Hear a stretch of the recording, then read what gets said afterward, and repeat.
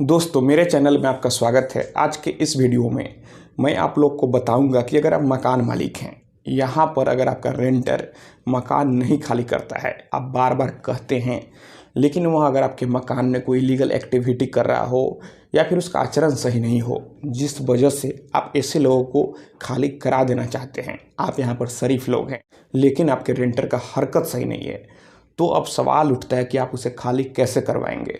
आप कभी भी अपने बल का प्रयोग नहीं करें, ना ही आप यहाँ पर कोई भी क्राइम करें। आप अपना फिजिकल फोर्स कभी नहीं लगाएं। अब सवाल उठता है कि आप कैसे खाली करवाएंगे। सबसे पहले आप किसी को मकान किराए पर दें तो आप पुलिस वेरिफिकेशन ज़रूर करवाएं, क्योंकि हो सकता है कोई अननोन अगर आपके मकान में रहने आ जाता है तो वहाँ कोई अपराधी ही हो।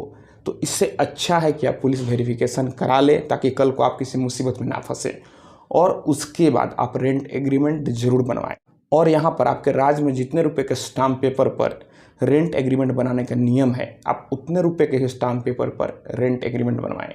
जैसे कि अगर बिहार राज्य की बात की जाए तो यहाँ पर 1000 रुपये के स्टाम्प पेपर पर रेंट एग्रीमेंट बनता है, तो आप 1000 रुपये के स्टाम्प पेपर पर ही रेंट एग्रीमेंट बनवाएंगे। कई लोग पैसे बचाने के चक्कर में 100 रुपये के स्टाम्प पेपर पर ही रेंट एग्रीमेंट बनवा लेते हैं, लेकिन अगर कल को मामला कोर्ट में जाता है तो फिर उस एग्रीमेंट का कोई भी वैल्यू नहीं होता है। तो इसलिए आपके राज्य में जितने रुपए के स्टाम्प पेपर पर रेंट एग्रीमेंट बनवाने का नियम है, आप उतने रुपए के स्टाम्प पेपर पर रेंट एग्रीमेंट बनवाएं।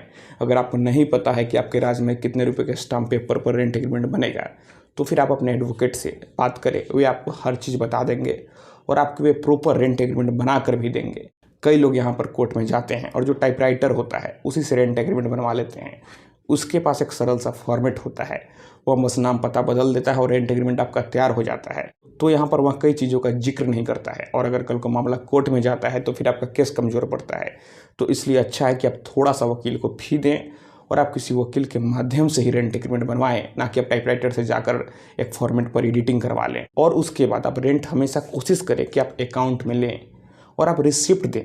जब आपको रेंट रिसीव होता है तो उसका रिसीविंग अपने रेंटर को दें, ताकि कल को अगर कोई भी पैसा का लेन देन का कोई विवाद होता है तो आप प्रूफ कर सकें कि कब से वे रेंट नहीं दिया है। कई बार कई लोग महीनों तक रेंट नहीं देते हैं, तो इसको भी आधार बनाकर आप उसे खाली करवा सकते हैं। अब यहाँ पर सवाल उठता है कि आप चाहते हैं कि आपका रेंटर खाली कर दे, लेकिन वह खाली नहीं कर रहा है। जब आप उसे कहते हैं कि खाली कर दो तो आपको धमकी देता है, आपके साथ गाली गलौज करता है, आपको ही झूठे केस में फंसाने की धमकी देता है। तो अब आप यहाँ पर क्या करेंगे? सबसे पहले आप कोशिश करें कि आपके पास कोई सबूत हो, जैसे कि जब आपको धमकी दे, जब आप खाली करने के लिए बोलें तो आप उसका वीडियो बना लें, तो यहाँ पर आपके लिए अच्छा होगा। लेकिन अगर वीडियो नहीं है फिर भी कोई बात नहीं है, आपका मकान है, आप जब चाहें तब उसे खाली करा सकते हैं। तो आप खाली कराने के लिए यहाँ पर पुलिस की मदद लें। आप पुलिस को रिटर्न में कंप्लेन करें। फिर जब आप पुलिस को रिटर्न में कंप्लेन करते हैं तो फिर यहाँ पर पुलिस का ड्यूटी बनता है कि उस रेंटर को वह खाली कराए। और आपको वह धमकी देता है खाली करने के लिए, जब बोलते हैं तो झूठे केस में फंसाने की बात कहता है। आप यहाँ सारा बात एप्लीकेशन में लिखें।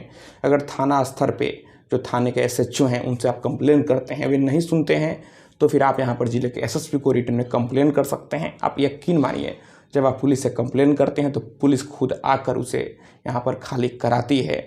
लेकिन अगर एक्सेप्शनल केस में पुलिस भी कुछ नहीं करती है, वह व्यक्ति थोड़ा दबंग किस्म का है, उसका प्रभाव पुलिस तक है, तो फिर आप वकील के माध्यम से कोर्ट में केस फाइल करवा सकते हैं। और जब कोर्ट खाली करने का ऑर्डर देगा तो फिर पुलिस खुद जाकर उसे खाली कराएगी। तो दोस्तों मैं आशा करता हूँ आपको यह वीडियो पसंद आई होगी। अगर मन में कोई भी सवाल है तो फिर आप हमें नीचे कमेंट बॉक्स में कमेंट करें। और अगर आप हमसे सीधे जुड़ना चाहते हैं, फ़ोन से बात करना चाहते हैं, तो फिर आप हमें इंस्टाग्राम पर फॉलो करें। मेरा इंस्टाग्राम पर वही यूज़र नेम है Pritesh1584। तो दोस्तों आप इस वीडियो को अधिक से अधिक अपने दोस्तों और रिश्तेदारों में भी ज़रूर शेयर करें। हम लोग मिलते हैं अगले वीडियो में एक नए टॉपिक के साथ। तब तक आप अपना और अपने परिवार का ख्याल रखें।